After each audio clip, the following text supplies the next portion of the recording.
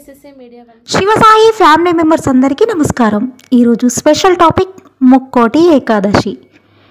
ఏడాదికి 24 ఏకాదశులు వస్తాయి. సూర్యుడు ఉత్తరాయణానికి మారే ముందు వచ్చే ధనుర్మాస శుద్ధ ఏకాదశిని వైకుంఠ ఏకాదశి లేదా ముక్కోటి ఏకాదశి అని అంటారు. సూర్యుడు ధనస్సులో ప్రవేశించిన అనంతరం మకర సంక్రమణ వరకు జరిగే మార్గ మధ్య ముక్కోటి ఏకాదశి వస్తుంది. ఈ రోజున వైకుంఠ వాకిళ్లు తెరుచుకొని ఉంటాయని వైష్ణవాలయాల్లో గల ఉత్తర ద్వారం ద్వారా భక్తులు తెల్లవారుజామునే భగవద్ దర్శనార్థం వేచి ఉంటారు.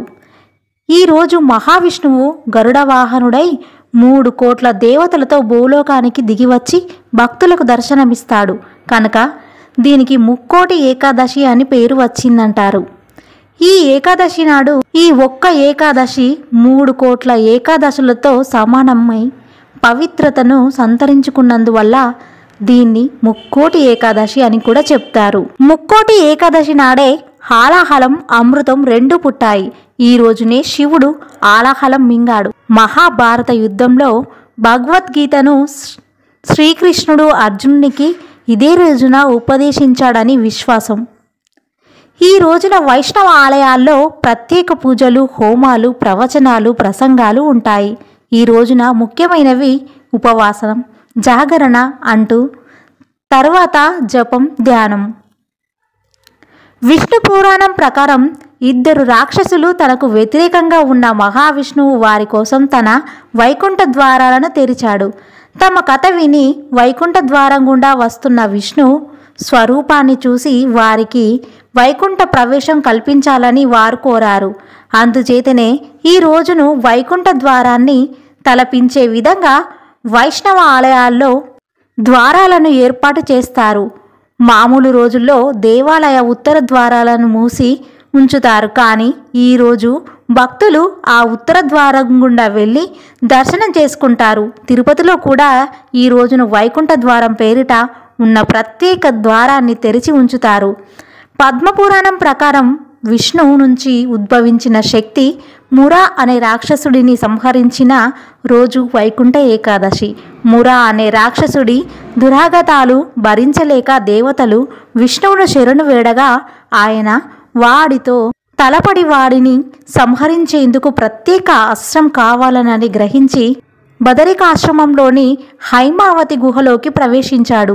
అక్కడ విశ్రమిస్తున్న విష్ణువును ముర సంహరించేందుకు ప్రయత్నించగా ఆయన నుంచి ఒక శక్తి ఉద్భవించి తన కంటి చూపుతో మురను కాల్చివేసింది.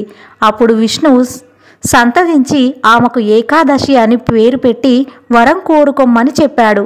ఆ రోజున ఉపవాసం ఉన్న వారి పాపాలను పరిహరించాలని ఆమె కోరింది.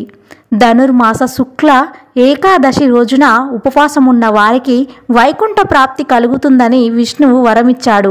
వైకుంఠ ఏకాదశి రోజు ముర బియ్యంలో దాక్కుంటాడని, అందుకే బియ్యంతో చేసిన ఏ పదార్థాన్ని తినకుండా ఉండాలని అంటారు.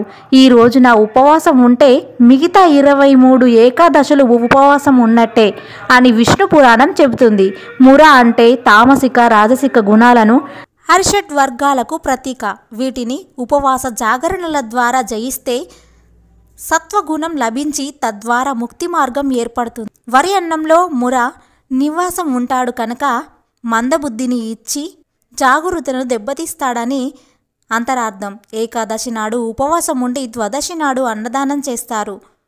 ఒక్కరోజు భోజనం చేయక తర్వాతి రోజు చేయడం వలన జీహకు భోజన రుచి కూడా తెలుస్తుంది. ఈరోజు గీతోపదేశం జరిగిన రోజు కనుక భగవద్గీత పుస్తకాలను కూడా దానం చేస్తారు. సో ఇదండి మన ముక్కోటి ఏకాదశి యొక్క విశిష్టత. Sivasai group, SSC media 1 channel. నేను మీ Divyakiran. Thank you to all. So విన్నారు కదా అండి. ఈ వీడియో కనుక మీకు నచ్చినట్టయితే like, share, comment and do subscribe and click the bell icon. Thank you SSC media 1 channel.